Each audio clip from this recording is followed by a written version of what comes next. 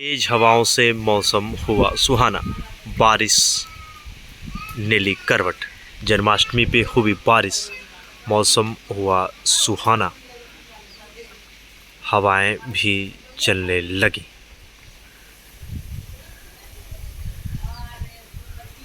किसानों के चेहरे खिले।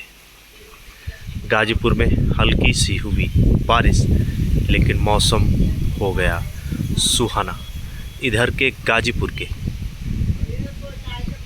गाँव में भी बारिश ने करवट ली और मौसम सुहाना